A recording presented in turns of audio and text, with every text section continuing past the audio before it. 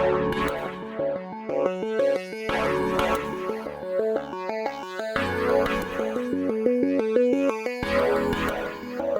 evening, everybody. I just want to say congratulations. If you're in the natural resource space, you've made it through some tortuous times recently. I've shared that tortuous experience with private investors across the world markets, and we are into a slightly more positive phase. It feels electric on the markets, and it's nice to see a little bit of blue on the screens rather than the reds that we've had for so long. This is not, for me, just a company. The natural resource space saved my life. A dramatic thing to say, but back in 2008, I had not a very great financial balance sheet. I had not a very great personal life.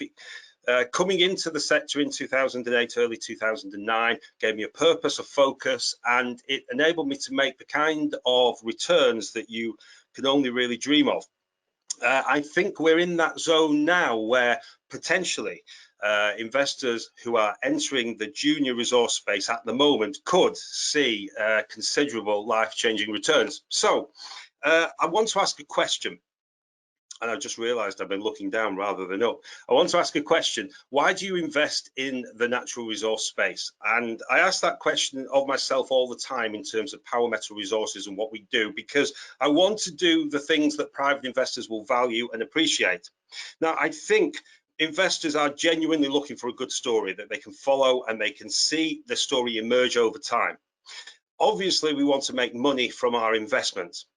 And I think more than anything, we want to be proven right. We want to buy that share at 1 pence and then see it trading at 10 and feel that we made the right decisions. We did our research and we got to that position through our own efforts. And that is absolutely key in terms of everything I do. I want to bring everyone into the story. We're building an incredible story. We started with a vehicle back in early 2019 that had difficulties financially. We changed the management. We refinanced the company. We raised about £1 million to bring the company back to life. We started with assets in West and Central Africa, and we've built on that base, taking some of those projects forward, but bringing in new opportunities. So I think we've got a good story. I want to make significant amounts of money for our investor base. I've had an experience in the past where in other companies I've been able to do that.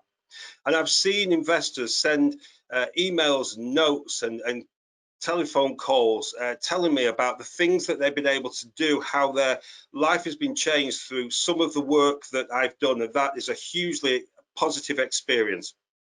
And I want to prove you right.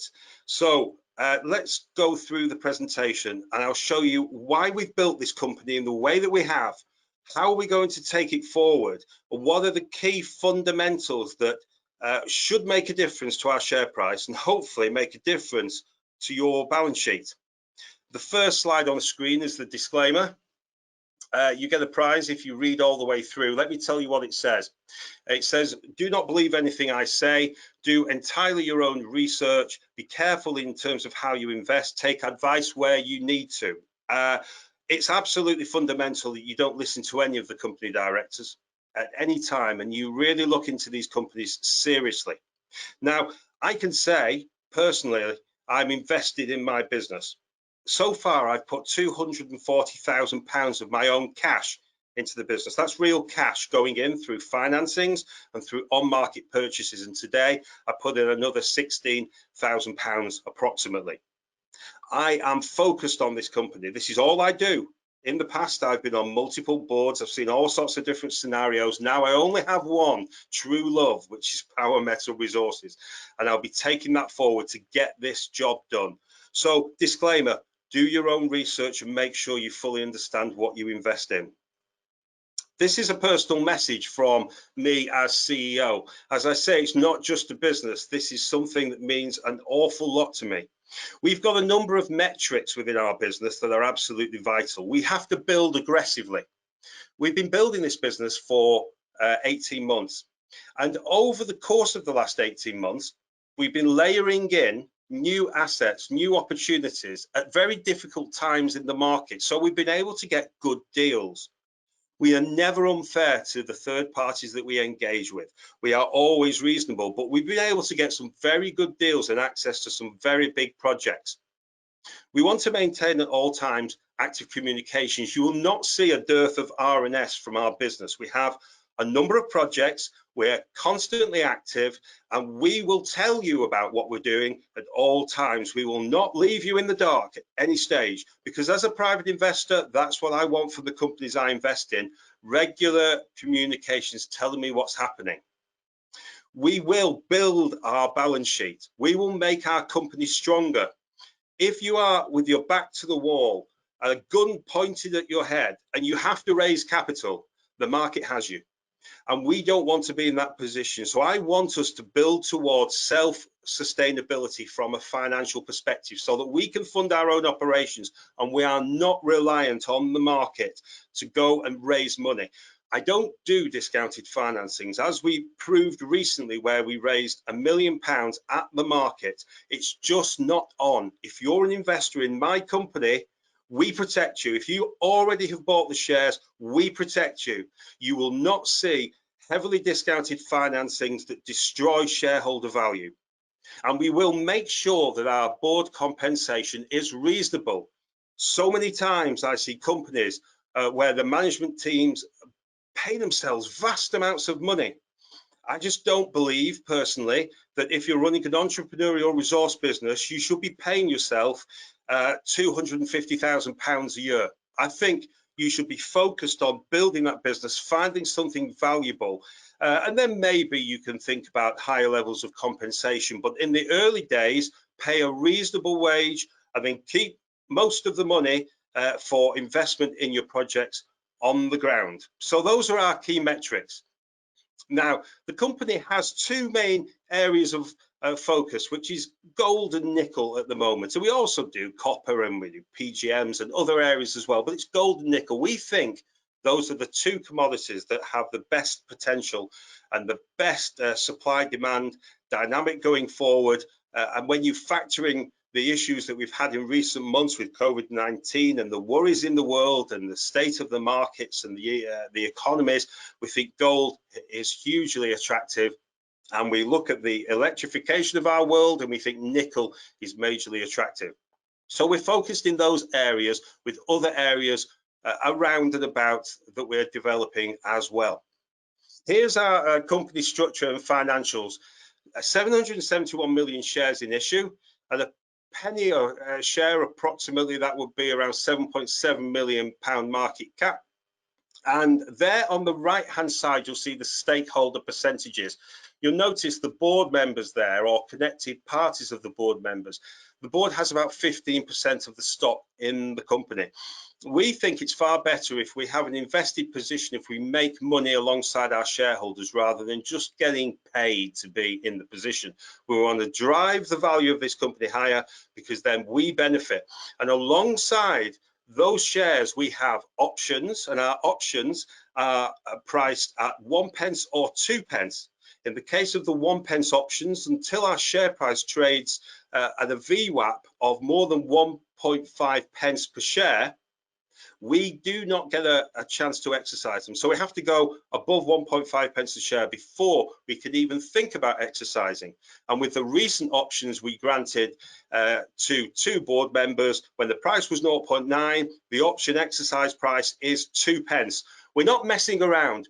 Other companies can go and do their options for their management teams at the market price. And I say, well, what's the challenge in that? We've got to drive the value of this company higher to get value out of the options. Alongside the options, we have warrants as well, because we participated in financings along the way. So we're really geared to this and to make this work. There's the board of the company. I won't go through that in too much detail. And here's the project database. It's our driver, the engine of our business that will drive the value creation. We have a range of different interests within our business, and we have a range of different countries, commodities and percentages, mainly focused around gold and nickel. The aim behind this is very simple. It's risk management. We don't want to be overly focused on one thing. I hear a lot of the time people saying, you know, oh, why don't companies just have one project that they focus on? Well, that's great.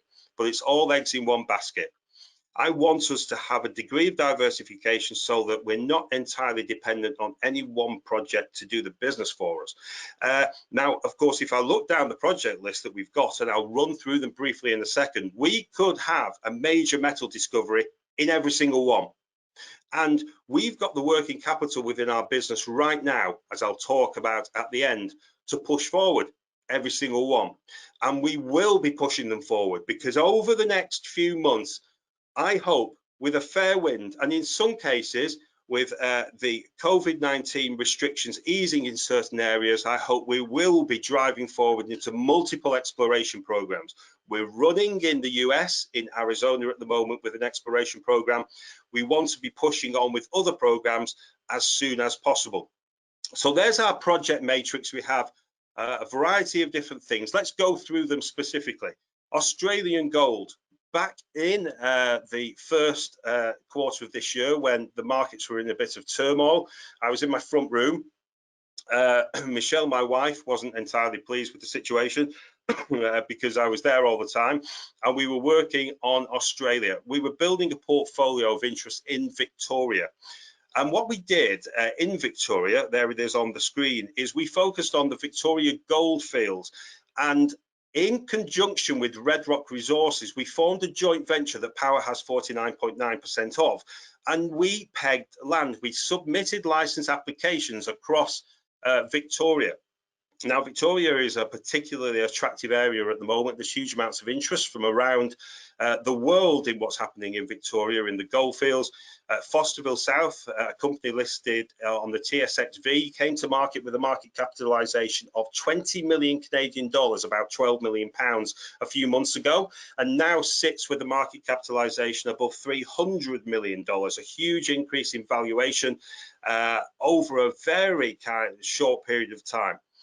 We are right in the heart of that area. Our license application ground covers around 1,800 square kilometres.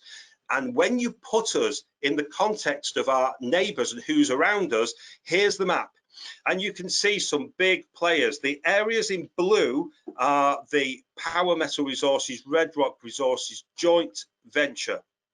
The other colours around, you can see the Fosterville mine that has produced a significant amount of gold. The Ballarat mine, huge amounts of gold. Fosterville South, I've just referenced, is there in the yellow, and you can see the blue of our ground.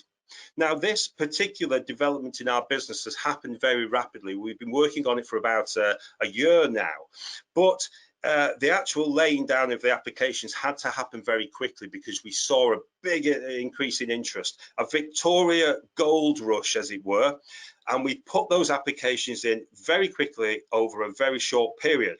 We are having tremendous interest in what we're doing in this area. We have some very significant strategic projects. We have gold mineralization across our project license areas. Not entirely everywhere, but almost everywhere. And that's gold exploration, there's workings, there's former operating mines, there's all sorts of different things.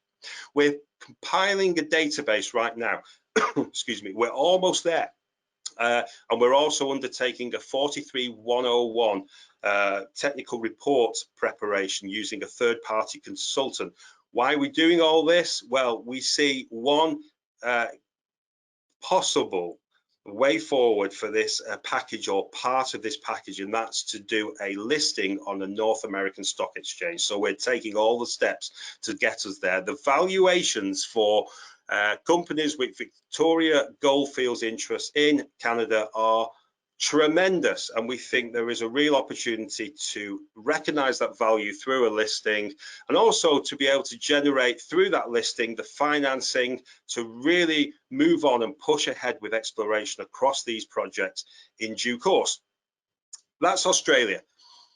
We've released a certain amount of information, before I forget, about two of the projects so far, and the information is absolutely compelling. If you see some of the historical reports, which are all in the public domain if you want to search them, on the Blue Ribbon Gold project, there's been 70,000 ounces of historic recorded production.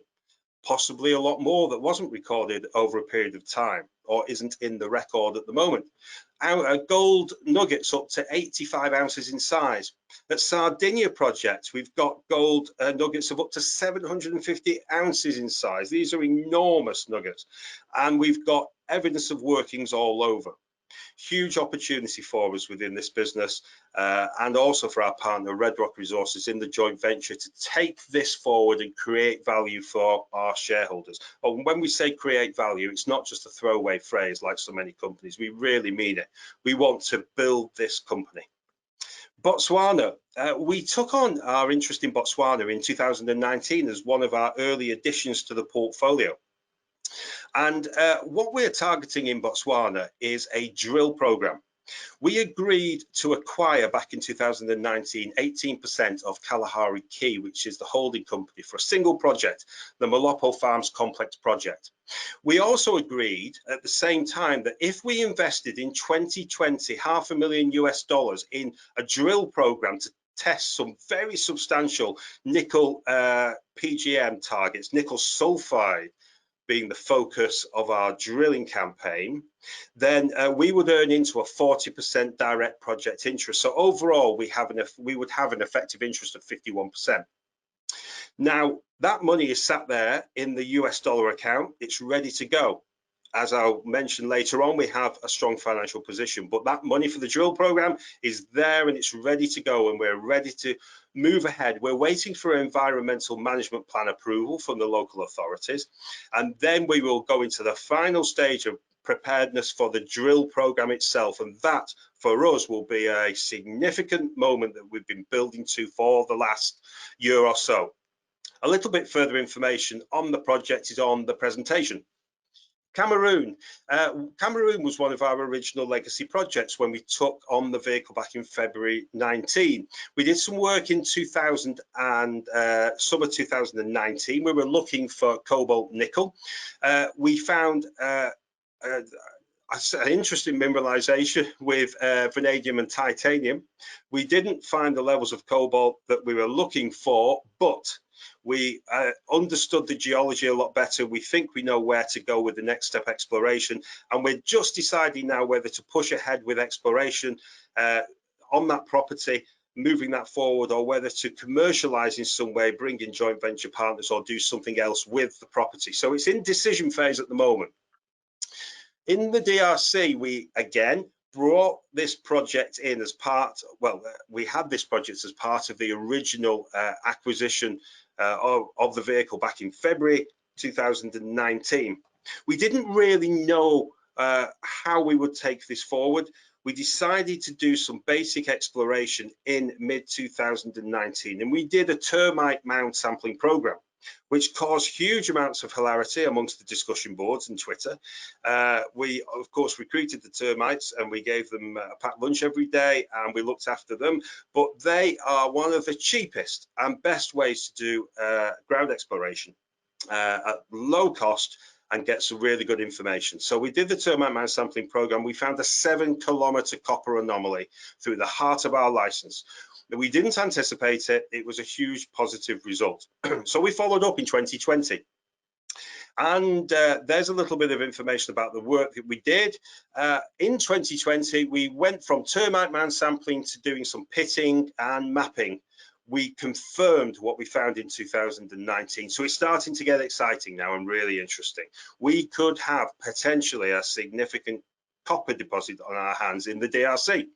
Now, a lot of people are not too engaged when you talk about early stage exploration, but if we find a significant deposit in the DRC, it will have considerable value. So Tanzania, in Tanzania, we formed an agreement with Katoro Gold, which is listed on AIM with the ticker KAT in 2019. We invested some money into Katoro Gold in the stock, so we have shares and warrants, 10 million shares, 10 million warrants in Katoro. We also agreed to acquire a 25% position in the Haneti nickel project, which is here on the screen now. We also have a right by the end of August 2020 to increase that holding to 35% if we pay Katoro £25,000. Now, As you've seen from recent announcements, things are now starting to move at pace at Haneti.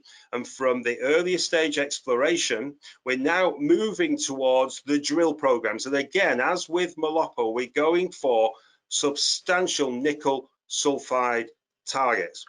We're hoping to make a nickel sulfide discovery.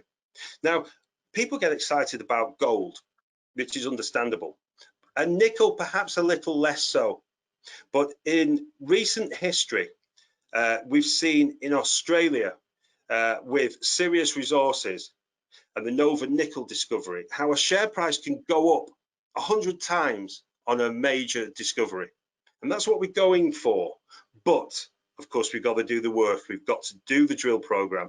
We've announced some initial information on it, and we will announce more in due course. And we will announce in due course mobilization and moving forward. Again, along with Malopo in Botswana, the drill program in Haneti is a major event for this company. And what's intriguing is we have got, with these two projects, the potential in the coming months in 2020 to have a major nickel sulfide discovery that will be company transformational. So a little bit more information about the Haneti project in Tanzania. Have a look at that for the size and scale, with an 80-kilometer long ultramafic zone and some quite significant nickel grades and some interesting PGM grades too. Finally, USA Gold. Recently, we took on a project, the Alamo Gold Project in Arizona, USA. We have a right to earn into a 75% position in this project by making certain property payments and also making exploration payments. We started the exploration program. We announced that. Now, as with all of our projects, we have controlled investment at the start. We don't want to be committed to have to put in a very large amount of money. It's dangerous. If you do that, the market knows it. If conditions in the market were not very good, they will put you under pressure because they would realize you needed cash. And also, you don't want to overinvest in these things. You want to try things out and see what you get from your initial exploration work. And that's what we're doing with the Alamo. There's a great team in Arizona working with us. We also have an advisory board that we've created with Joe Bardswich, Murray Nye, and Joe Caraba. Joe Caraba being an ex-Newmont board director. So lots of experience in that group that can help us take our North American interests forward, because we're actually interested in building on our project portfolio in North America if we can. And we're looking at a variety of different things, but mainly focused around the precious metals, gold and silver. So a little bit more information on the Alamo in the presentation. I want to move to a very important part. We have financial investments in our business. We don't just want to be a cash burn model. We don't want to spend investors' money when they support us in financings and then go knocking on the door for more money down the road. We want to become financially self-sufficient so that we're not dependent on the market. And we're building this. On the screen now is some of our company investments. And you can see that we have some quite big positions in private companies and in public companies. And they're working out quite nicely for us and building in value. I want to see that balance sheet build over the coming weeks, months, and years, so that as our activities expand, so does our underlying financial self-sufficiency. Overall, at the moment, we have about 1.5 million plus of cash and working capital. We're in a cash and liquid investments. We're in a strong position. Okay, we're not going to burn that money. It's not going to go on big salaries. It's not going to go on crazy expenditure. It's going to be controlled expenditure steadily over a period of time. And the faster I can build that balance sheet, the more work I can do without putting our shareholders at risk of this company running down its cash reserves too low. So it's a fine balancing act, but we're working quite hard on building the investments side of the business as well as the exploration side of our projects. So just going back to the message I gave you at the start, we'll continue to build this business aggressively. We will be focused on the large scale, high impact projects. We'll communicate to you.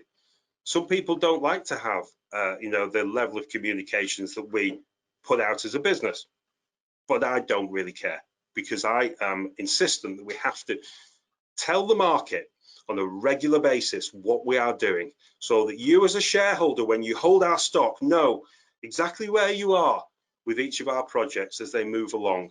And we have quite a few projects, so there is a regular flow of news. We will build our balance sheet and strive towards financial self-sufficiency, which is absolutely important. And we'll make sure that the board is compensated reasonably, but not unfairly. And that's just my bugbear, because as a private investor, that's what I want to see. So it's happening in my business right now. And the whole aim of this is to drive our share price higher. I want to prove you right. You invest in my company. I want to make that decision, your investment, one of the best investment decisions you have made, and build your balance sheet so you can make a difference in your life. And from my perspective, I'm doing it for my family, and they're watching now. So I've got to say, hello, Thomas, hello, Henry, hello, little Liz, and Michelle, my wife, because that's why I do this. I'm going to see this through, get this job done, and hopefully return to our investors who have the faith a significant capital return. And there's our information. Or if you have a question and you want to know a little bit more about our business, send us an email, info@powermetalresources.com. If you go to our RNS, you will not find some bizarre PR firm's telephone number on against my name or the head office of the company. You'll find my mobile number. Send me a text if you want to have a discussion, or if you've got a question, please send it through. I can't give inside information, and quite frankly, I don't want to. Because it will come out through RNS over a period of time. But anything that's in the public domain, I'm happy to talk to you about. If there's something in our business that makes you think, I'm not sure I want to invest, tell me about it, because it may well be that I can answer the questions or the concerns and possibly get you on as an investor and shareholder in the company alongside myself. Okay, that's the presentation done. Thank you very much. So on with the questions. Now, the first one here, via Metal Tiger, etc., you've supported Hadrian Resources, which now appears as a transformational moment, the massive buy-in from a large Turkish conglomerate to exploit the hot gold corridor. Is this an investment you may want to again invest in again? Oh no, that's that's like a lowball question. That is. It's like I haven't got my pads on. Yeah, it's okay. I think Hadrian is actually one of the best examples of companies in our market where they've actually gone from exploration, taking something into production. I went on site to Hadrian back in 2015 and had a look round, and when they were just, I think, in the early stages of building the site ready for production, I think that I've got nothing bad to say about Hadrian at all. Would I invest at this point in time as a private investor? Perhaps, but from a public perspective, I can't be specific. It would be unfair. I think the company has done a great job. You have to congratulate them. And Paul, with the investments that the company does have, does that come? Do you get influence? Are you able to participate either at a board level, or do you have any other kind of management influence in those companies, or are you just a shareholder like I might be a shareholder? Okay, most of the stuff that we've done in this regard, we've invested in the PLC or the private company alongside a project investment. That's something I did with Metal Tiger, where we actually took we didn't just invest in a project. We took the shares in the POW, and the reason for that is that it gives you a degree of inbuilt protection. If the project is a huge success, then yeah, that's great. You have a great success in the project, but one of the easiest ways to protect yourself, because a project that works means you need more working capital to take it forward. If you hold shares in, say, a public company alongside, then when that project has success, that public company share price will rise dramatically, and that gives you additional working capital so you can stand your ground on project expenditure, because there is often, after say a big discovery, there's an increase in activity, there's more drill rigs, there's more people needed, more management and so on. And you have to get that capital from somewhere. Now, I'm thinking I don't want just to be reliant on the markets to go and raise that capital on a major discovery. I want to actually have it there. And one of the ways to do that is to have an investment in a public company that shares that project with you, because the price of that company goes up. And it was proven with Metal Tiger and MOD Resources, where we put money into the public company and into the projects at the same time. And I think it's a great model. It's something that I've stuck to with this business. So in Botswana, we have an investment in the private company Kalahari Key. At the same time, obviously, we're doing some due diligence with Kavango over Ditau project. So we invested in Kavango. We put £38,000 into a convertible loan note in Kavango. I think that investment now, if you consider the warrant margin, has gone from 38,000 to 160, something like that, £1,000 in the space of a few months. You can really make some good money off the investment side of the business. You have at the moment 6 projects. Do you have a feel for how long, an average duration, how long you might hold on for something until you think this is worth keeping, or not right, move on? And then to that, how many would you want to have on the books or on the plan at the same time? Well, you have one of the biggest issues is the management limitations, so how much time you can spend on things. Each of these projects comes with very long joint venture agreements and this, that, and the other. 60, 70, 80 pages sometimes. It's not the glorious lifestyle that people think when you have to look through one of those documents. But apart from management time, there is financial controls and limitations and so on. I think what you need to do is you need to, in each of these deals, you have a window to look at something very quickly and see what you think about it, get a feel for it. I'm a chartered accountant, I'm not a geologist, but you could obviously bring in that geological experience and expertise. But I like looking the geologists in the eyes and talking about what they do and why. So for example, Malopo Farms in Botswana, when we first entered that transactional work, we offered to pay a management consultancy fee to the geologists in Kalahari Key, because we thought, well, they need to get some kind of money along the way. They said, no, thank you. We want all the money to go into the ground on the project. Now, when you get that kind of feedback, you begin to think, okay, there's something going on here. There is a genuine belief that all the geologists in Kalahari Key had shares in their business, so that they want the capital value. They really think there's something there. So that draws you in. Now, in terms of monetization, with our projects, we do intend, and we're working on it now, and you can see that some of that's in the public domain. We're working on ways to monetize and to put projects elsewhere so that we can generate some value. Perhaps it might be a disposal, so we get cash, we get shares, we get warrants, that kind of thing, or it could be a joint venture. There's lots of different options where we can bulk value onto our balance sheet and build that side of our business. The time scales, I don't want to hang around. If you look at our business now, we have got an active program in the Alamo Gold projects in Arizona. That's going to deliver exploration findings over the coming months. We have got 2 big drill programs impending, one in Botswana, subject to environmental management plan approval, and obviously the restrictions of COVID-19 and so on. Tanzania, a big nickel sulfide drill program impending. We want to crack on with this with our partners, Katoro Gold. We've got the DRC, where we're waiting for assay results back from the 2nd stage program we undertook this year. And then, subject to those assay results and what we find out from that information, we may well roll into a further program. And we could, in theory, have at least 4 active operational programs running at the same time. So for lovers of R&S, that's going to be a bean feast if that actually happens. But that's what we want to happen. It might not.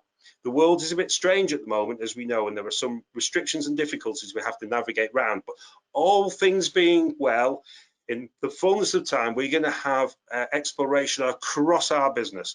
And alongside that, Roland, we're going to have commercialization too. So you will see lumps of value being created and added to the balance sheet. Next one, question on the Australian assets. How much more advanced, if at all, are the Fosterville South assets than Power Metal and Red Rock's Victorian project applications? Yeah, now that is a really good question.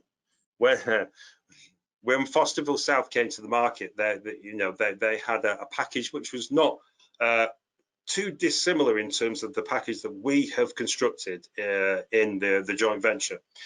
All the license areas have different features, different qualities and different attributes.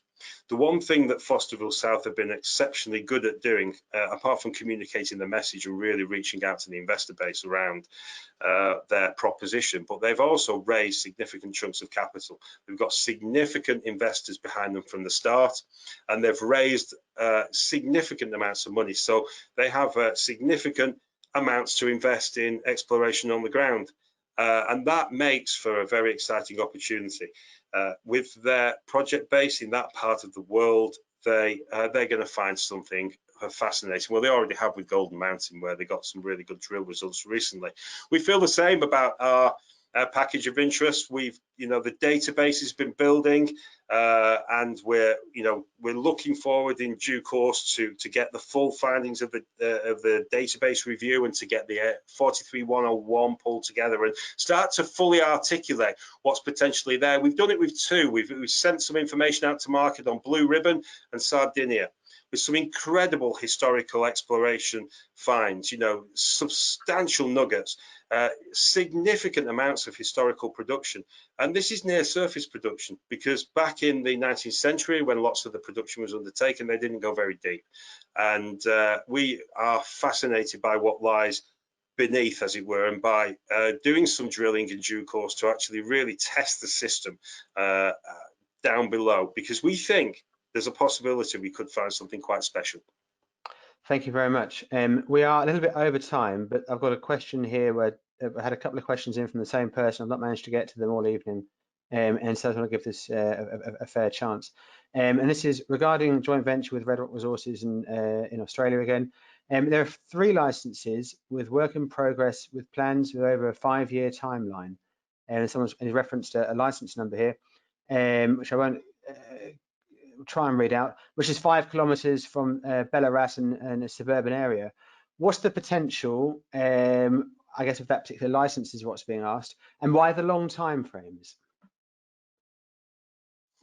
Yeah, well, what's the potential in terms of the license, or? And I'm trying to read the question. I guess focusing maybe on the time frames, that the 5-year plus plans. Does that make sense to the question, Paul? No problem. Let's break this down. When you submit an application, you then submit a work program and a plan, and that goes over an extended period of time. And the work program and the plan and the costings attaching to that attach effectively to the license. So you're laying out what your plans are. You're showing that you have serious intent and you're going to go about things in the right manner. All the licenses are different, and they all have different qualities and different interest elements, and they're all in different geographic areas, and there are different challenges in certain areas, and certain areas are slightly less challenging, and this, that, and the other. So the long work program, as it were, is because you have to lay this down, you have to specify what you're doing. One thing that's absolutely vital in all parts of the world, in Victoria in particular, but it's also true in Botswana, it's true in Tanzania, in the US, in Arizona, is that your work that you undertake has to be careful, thoughtful, fully permitted, properly implemented, all considerations of health and safety, protection of the working team, making sure that everything that you do is done properly documented and in the right way, and that's what we're focused on.